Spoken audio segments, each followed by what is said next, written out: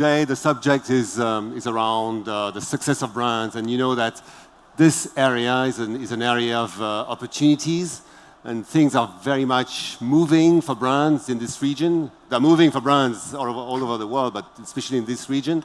And of course, we all want to make successful brands. The question is, how do we make successful brands in the region, in the world? And to answer this question, we wanted to challenge this idea of the power of influencers and celebrities in the beauty brands building, in the fragrance brand building. My name is Elie Papianic. I'm the CEO of 100 Degrés, a brand intelligence and design agency based in the region. We are a French company originally, based in the region for the last 10 years. We also have a base in China, in India, and in Paris. So we have let's say, an international vision, but also a knowledge of the region.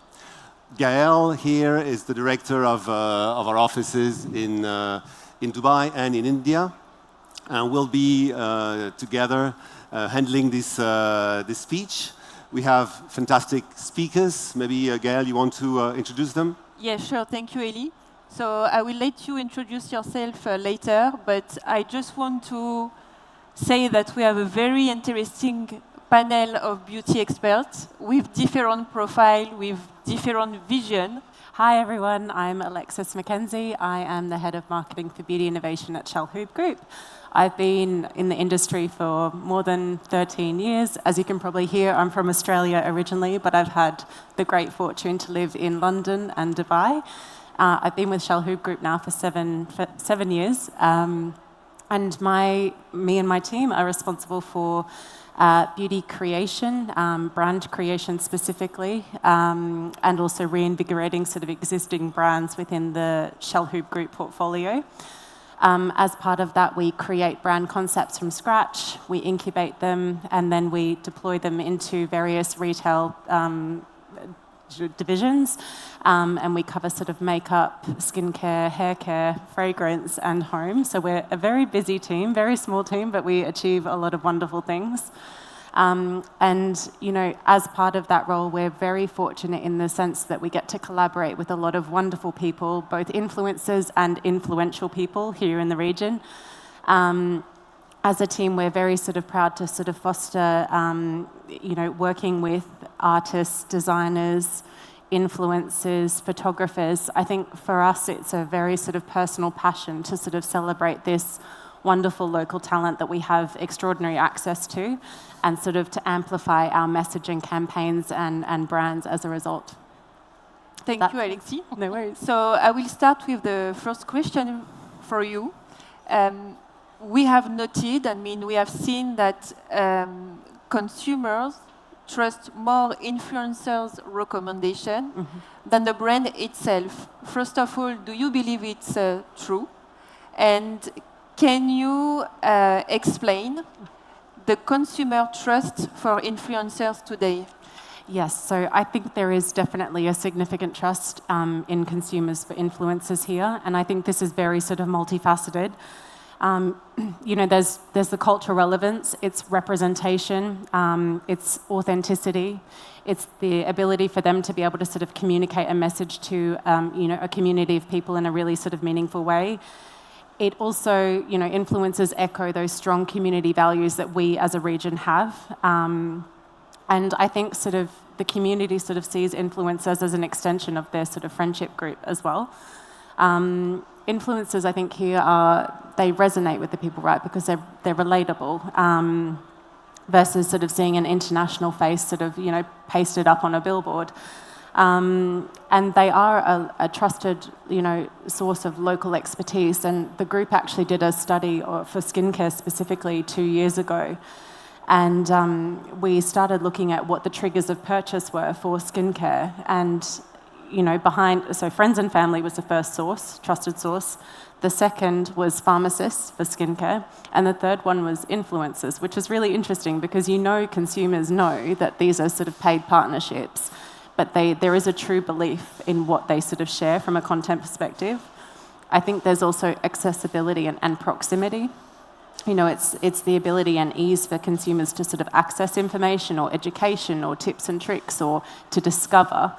And then we also know that social platforms here in the region are deeply rooted and integrated into their sort of communication habits. So it feels like a really organic, natural extension to work with influencers to sort of target consumers in their natural kind of environment. And I think as well, finally, paid partnerships now, they're a lot more sort of transparent. So people, I think, can start to sort of clock very quickly if things are shared organically and therefore sort of build in that trust as well. Thank you, Alexis. No worries. We would love to have also your presentation as a beauty expert and beauty analyst, and your vision also about this power of influencers and celebrities for brands. Yeah. So Beauty Matter is a B2B media platform.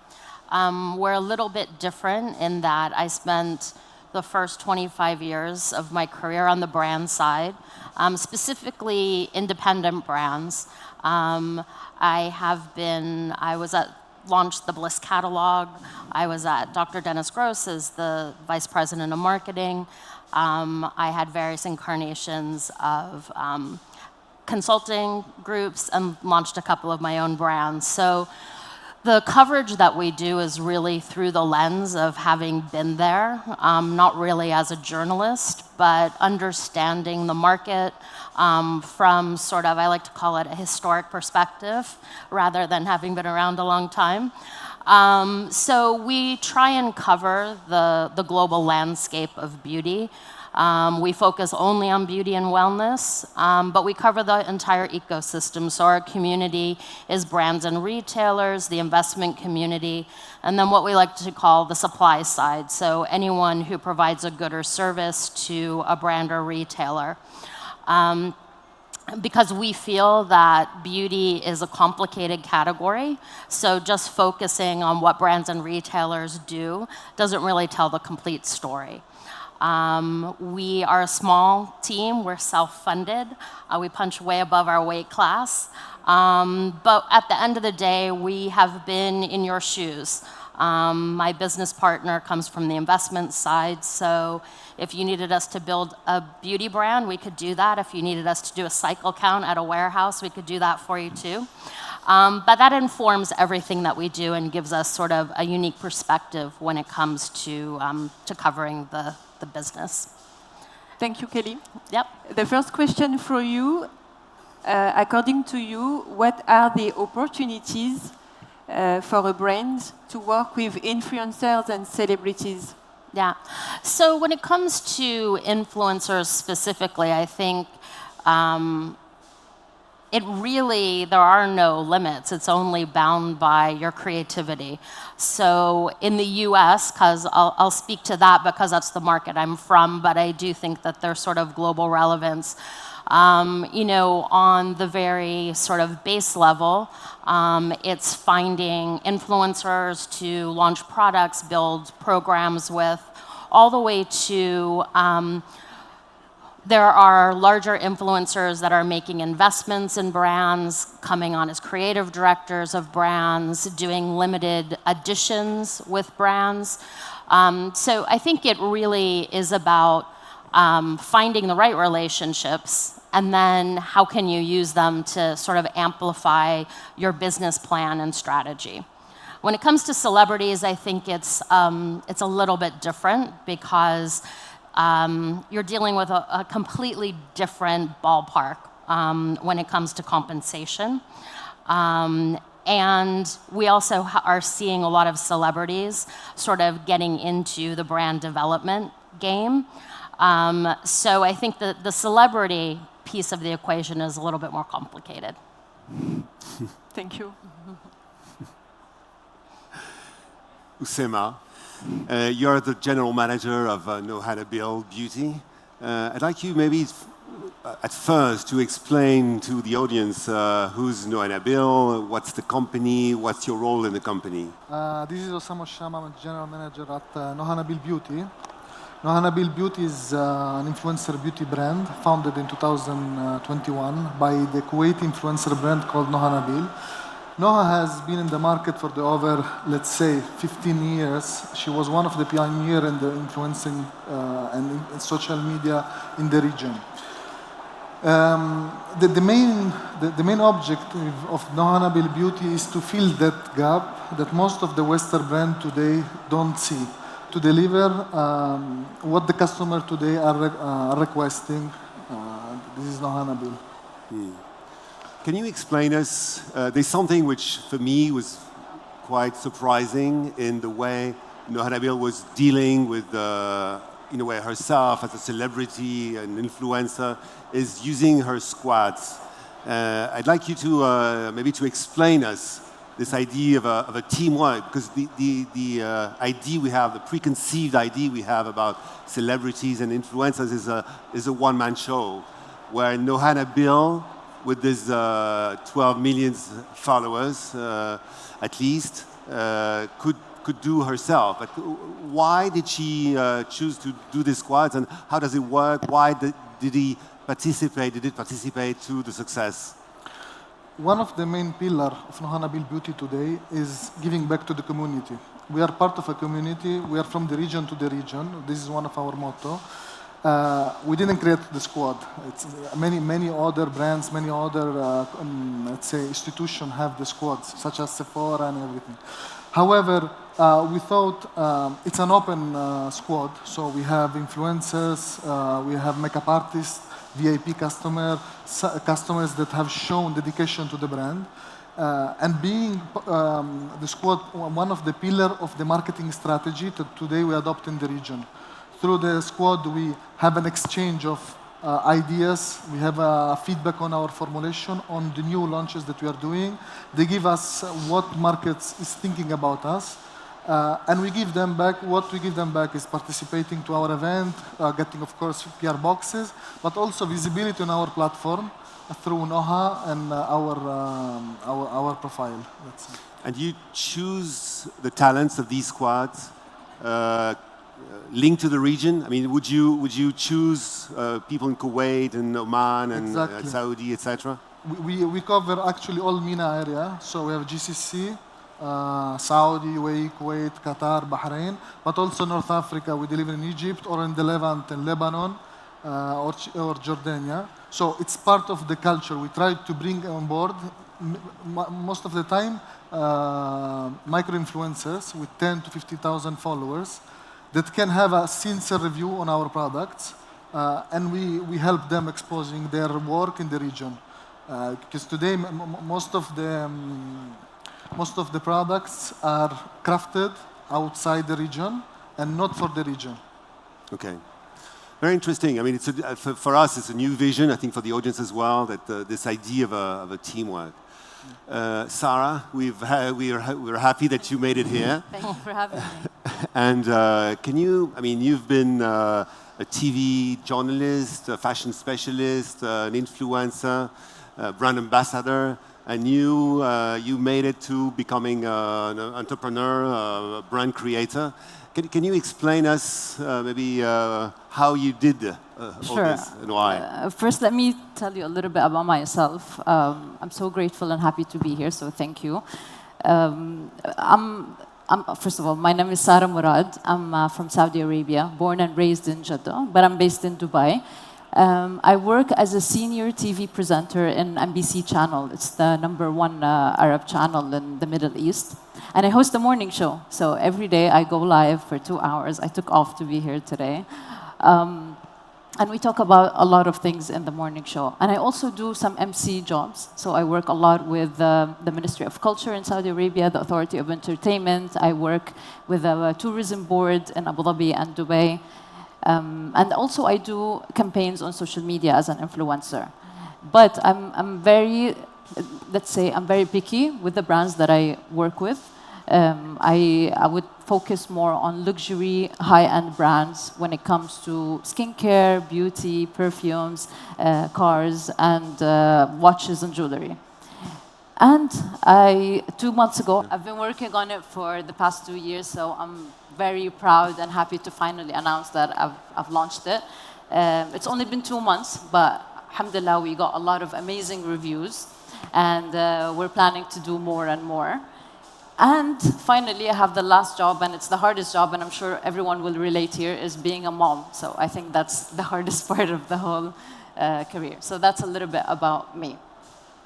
Now, to move from a brand ambassador to a brand founder, it's actually a great experience for me because for the past 10 years, I've been working with a lot of brands and meeting their marketing manager, their PR, sometimes I meet the perfumers, so I learn from their experience, I learn from their source of inspiration.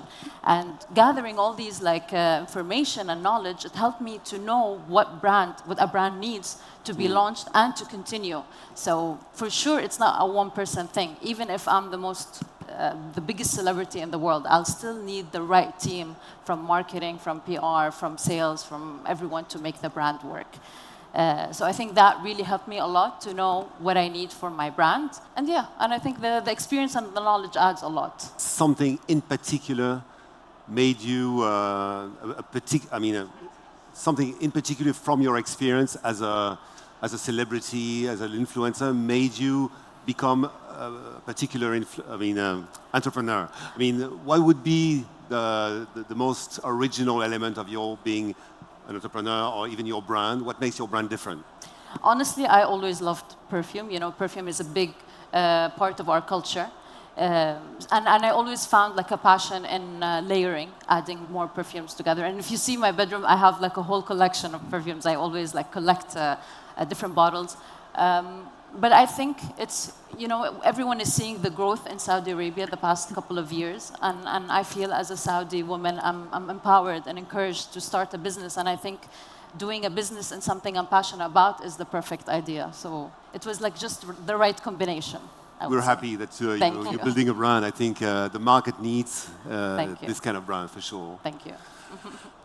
Kelly, I think what we need to understand today, it's yes, there is opportunities to work with influencers and to work with celebrities, but I think there is a difference between doing a collaboration and doing a successful collaboration because of many points, because of many options that you have to choose. So can you explain, what could be the key elements of a successful collaborations, and also how do you choose an influencer to work with? I mean, as a brand, can you explain to us if we have to have a clear and strong strategy about what we want to do for the brand?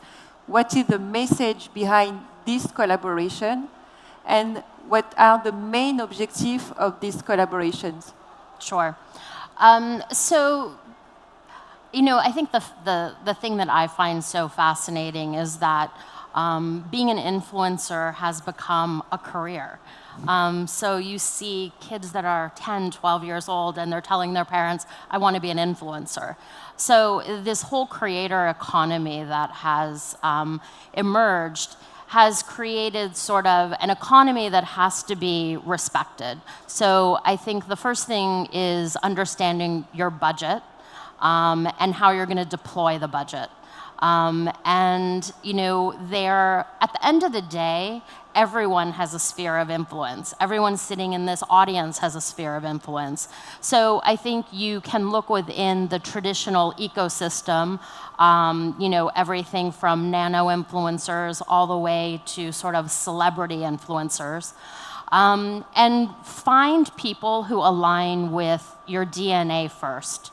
You really need to do research to understand what are the other brands they're working with, what kind of content are they creating, does it align with what your objectives are and what your brand values are.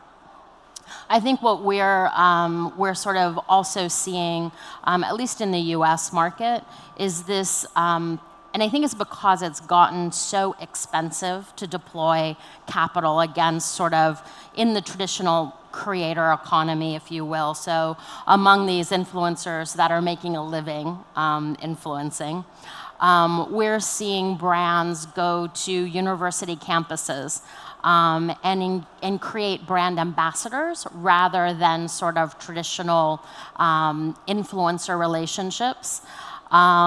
We're also seeing retailers like Sephora, like Macy's, taking the beauty advisors. And at the end of the day, beauty advisors are the biggest influencers of all. And they often get forgotten in the equation. So as brands are spending all this money doing influencer mailings, they often forget the beauty advisors that are the face of their brand in the store for that consumer at that moment. And I think you also need to consider those people, because that is the easiest loop to count ROI. And I think also, aside from determining the right influencers to work with, I think it's about having 360 partnerships with them. So if you test an influencer and see that it's working, do a series of content with them, whether it's sort of over a quarter, over a year, and then take that content, test it. If it works, then spread it across your marketing ecosystem. Some people take the user-generated content, turn it into ads, turn it into email, put it on your website. So really taking the influencer relationship and deploying it across all the touch points of your brand, so you're actually maximizing the investment. Thank you. Alexis, following the highlight of Kelly on this question of successful collaboration, as you're working with a local group, a big local group, so local beauty brands also, do you believe that working with local influencers for local brands is also part of this success? And do you believe that this local influence can also have an influence for the brand on the international market? Absolutely. I think at the end of the day, consumers need to see themselves in your brand campaign, your products. And I think, as someone mentioned a very good point before in terms of like that co-creation piece of like creating that squad. I think in my experience, I've sort of seen brands sort of shift away from those long-term partnerships. And I think that kind of feeds back into both of the ladies' points as well, that it's more of a sort of a project sort of agreement, short-term sort of, whatever it is, like campaign or post or collaboration, to sort of test those waters to see if there is a bit of traction. I think if you're not providing that local relevance to your target consumer, you're failing them. They're not going to see themselves in your brand or your product, which I think is a huge shame. And I think, clever brands are doing this well, so I think that's something that Noha Nabil is doing wonderfully. I think the other thing that sort of maybe global players take for granted is that the GCC is very diverse. It's a very rich tapestry. It's, a wonderful celebration of diversity, characterized by like remarkable richness. And I think for a brand to sort of come in and take a one-size-fits-all approach would be remiss. So just because an influencer might work really well here in the UAE doesn't mean that it will resonate in Saudi. And even in Saudi, what works in Jeddah doesn't work in Riyadh, and we've seen it ourselves. So I think, brands need to be very mindful of this. I think they need to work in a very sort of authentic way, and collaborate, not just on a campaign level, but on that sort of co-creation piece as well. And I think to answer the point about internationally as well, I think we are sort of seeing more influencers here in the region working with global brands that start to almost reverse bridge back into the international space as well. And I think, a lot of brands, local brands, have that desire. Like, yes, they want to win here first, but the ambition doesn't just stop here. They want to also move further. And I think, this community that we're very fortunate to be a part of, we've got roots and connections to that global and international space. So I think it's not enough just to sort of stay here. And I think when working with international sort of influencers too, it starts to build a bit more sort of like credibility here. It's that reverse bridge. It's like, we look for international trends like, oh, this is working in the States, or this is working in the UK, and then, oh, okay, then that makes sense for me here too as well. So, yeah. As a celebrity, I've heard you several times talking about human interaction and how it participated in building a solid community. Can you explain us what you mean by this human interaction, and how it will influence maybe tomorrow your way of doing business with people?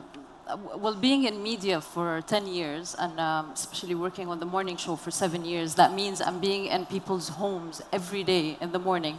So that helped me to, for years, gain followers and viewers.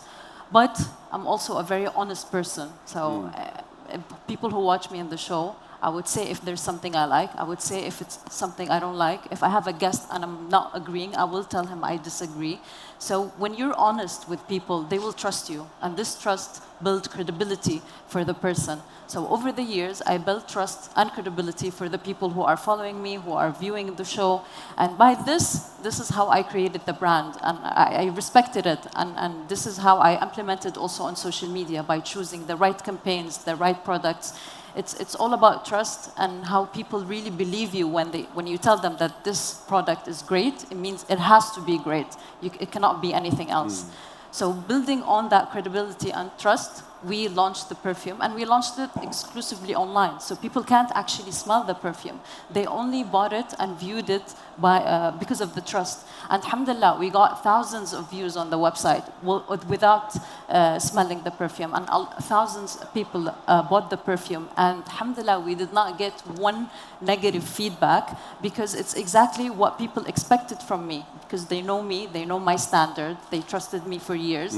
So I gave them a product that is very close to me. It's what I like, you know what I mean? Yeah, sure. So when all the comments that I got is, wow, it's a high quality, we're proud that it's Saudi.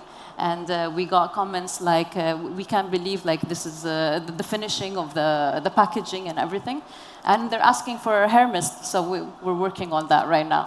So the most important is the trust and credibility, and that's not easy to build, because now, like the new generation, they're very smart on social media. I'll tell you an example. Like my daughter, she's 11 years old, she's on TikTok. If she saw someone posting anything about a product, she knows that that person is paid to put this product. So she's smart. She'll go to the store knowing that this product was just an ad, and she will think, is this good for my skin? Does it really smell good, before buying it? Before, they used to just buy just because it's a trend.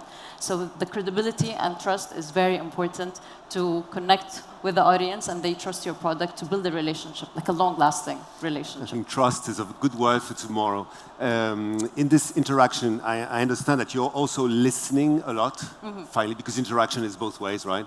Yep. So people are trusting you, but how do you think you will listen to comments and maybe sometimes move your vision or your roads or your products? What do you think about this? I mean, I'm available on Instagram, X, Snapchat, and TikTok, and I always open the messages, I read them, I interact with them, and I like to listen everyone's point of view. But then the end of the day, it has to be of my experience and my knowledge to put on the product. Your belief. Yeah, exactly.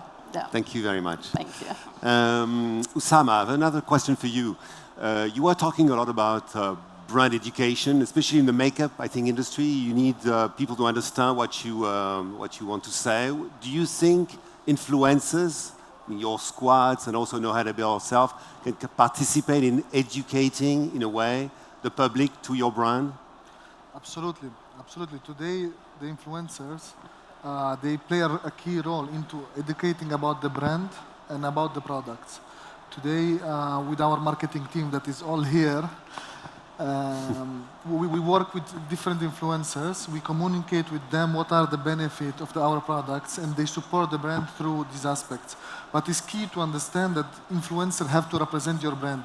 It's not just choosing an influencer, it's not just one shot, but understanding which influencer is the reflection of your brand, your value, for what you stand, and having a team structured to enable them to communicate effectively with influencers, to be able to deliver messages that are clear, simple, and that everyone can understand. So today, we are influencer beauty brand. Noha, as Sarah was saying, she built her trust in the last 15 years. She is, let's say, our main face, and people follow people, not brands. Once we understand that, we understand what is the impact that an influencer can have in the business. Why today brands still choose brand ambassador, influencers, new channels where you can see someone that is recognizable. Because today people are still looking for someone that is familiar to them and they can transmit the message that they share with. So recently, for example, as a beauty brand, we took this philosophy of having hybrids products. So it's not makeup, it's not skincare, but it's a mix of both products. And with the help of the influencer, we were able to sell transparent product, let's say, on a primer, a gel, that most of brands struggle to sell online. And today is our bestseller. We're constantly out of stock. I'm happy for that, but I'm just saying what is the importance of having influencers that are clear, having your clear vision, that drive traffic that is genuine traffic, that is not just one short time, but building a long-term relation. We don't do 3-month plan, we do 3 years plan. And having influencers that works for us since 3 years in the past have helped us a lot achieve what today we are in the market. What's interesting in what you said, both actually, is that finally in a world of digitalization, I mean human interaction in your both answers is absolutely key. Alexis, I think to have a clear vision about, again, doing this kind of partnership collaboration, I think we also need to understand what could be the risks and challenges of doing this kind of collaboration as a brand. Because it seems to have a real positive impact in terms of visibility, in terms of notoriety. I think we explained also with Kelly that it's also depending of your strategy, you have to choose well with which influencer you want to work. But do you believe that we also have to keep in mind that it's not, let's say, so easy? And we need also to think about these challenges and risks before to start any collaboration. 100%. I think, just because an influencer's values may align with yours as a brand today, it doesn't mean tomorrow that they will. Like we've seen quite a few brands where their positions have been compromised because an influencer has said or done something that is misaligned with what the brand is about. And I think it's very difficult sometimes for brands to unpick that relationship with those influencers. I think the other thing you sort of need to be mindful of, and this is something that my team and I are very sort of wary of, is that when we enter in agreements with influencers, that we also understand, who else are they working with? And to Sarah's point before, she's very clear on the types of partnerships that she's open to and the categories that she works with. If we were creating a luxury skincare brand tomorrow, I wouldn't expect an influencer to be posting about us one day and then the next day talking about fast food. That feels like it's really disconnected. And in the same time, so I used to run the marketing for NARS Cosmetics here in the region, and so we had standing contracts with our squad of people that we worked with, and there was almost like a non-compete. So for our top competitors in that week or 2 weeks or that month, there was like a no-fly zone where they couldn't sort of share content that was, in competition with us. And I think that's very sort of important to sort of to be mindful of. I think also, like what I was saying before, like consumers are very aware that influencers are being paid to push sort of content. And I'm really glad that Sarah mentioned it before, because I think working with influencers that actually share their trusted and honest feedback gives you more credibility as a brand. So hopefully when the influencers share about your brand, people actually believe what they're saying. That's really, really important. And I think when you are trying to build that community and foster that sort of movement towards a brand, and to Osama's point before, people follow people, not necessarily brands. So if you build the community, if you build connections, if you build these interactions in a trusting, sort of authentic, genuine, culturally relevant way where people can see themselves in your content and see themselves resonating with your brand, that is a relationship that you fostered, not just for a short term, but for the long-term goals as well. And again, back to your point, like it all has to serve the business objectives. So, and it has to fit into a wider communication piece as a marketing strategy, right? PR and influencers is one lever that you pull, but there are many other facets. And Kelly mentioned before, it's not just a hit and run where you create this content, you post it and you're done. No, how do you feature that content in other ways? Like we had one of our campaigns that we did recently, which was in Ramadan, was a celebration of this local talent. But we work with designers, we work with local photographers, we work with fashion designers as well. We shot it at a very local, rich heritage sort of location, and then we fed these partnerships across all of our channels, not just in store, obviously on e-com as well. We did a big PR pop-up event, so it doesn't just stop at that one sort of relationship. It's how you maximize that as a wider communication piece. Thank you. Sarah, there's a subject I know everyone is very interested in, the idea of plurality of social media platform. You have Snapchat, TikTok, Instagram, and all of these platforms have their rules and their audience. How do you deal with this plurality while keeping your style? Oh my God, it's so hard. That's why I signed with the talent agency. It's called Hue Management. It's the number one talent agency in the Middle East. And to be honest, they help me a lot with my content. They help me a lot with my image, the positioning. We do constant workshops together and content review. They would tell me, we would sit in meetings, Sarah, remove this. Sarah, this is not working. Sarah, add more of this. And then also they create workshops with TikTok. I did workshops with TikTok and Meta to understand the audience, what they expect, what kind of content they expect on that platform. So for example, like Snapchat, it's more natural. If I post what's on Snapchat on Instagram, it's going to be too long and too boring. If I post whatever on Instagram on Snapchat, it's too glamorous. If I post whatever on TikTok on Instagram, I'm going to look silly. But if I post TikTok, just TikTok, it's going to look fun. So every platform has a different content, and people expect something different. And you could be the same person watching me from different platforms, but you want to see me in a different way in Snapchat than Instagram, than TikTok, than X. You know what I mean? So you want to see me in 4 different, I wouldn't say personalities, but different side of me in each platform. So the more you learn about the platform, the more you gain audience and followers and interaction. And how do you learn? I mean, do you experiment? Sometimes do you say to your agency, no, I don't trust you, I want to experiment, I want to try. Do you experiment? No, you take risks? No, not take risk. I mean, I work in media, so I know what can be negative on me. So I avoid that, of course, completely. But I do trust my agency, and they update me with the trends. And we choose together what trend to go for, because not every trend I'm going to do. Like, it doesn't match my personality. So it's just a constant learning, you have to be, the key here, honestly, is to be consistent. Not only that you know what the platform needs, you also need to be consistent. It's like having a business every day. The content is your business, so you have to be there every day. Thank in a different way. Very clear. We have 2 minutes, so we still have 2 last questions. For Oussama and Kelly, we would like to close this panel to talk about the future. So Kelly, I will start first with you with this question. What is the future for you of influence beauty brands? It's kind of a loaded question. Listen, I think influencer and celebrity beauty brands are part of the beauty landscape. I don't think they're going anywhere.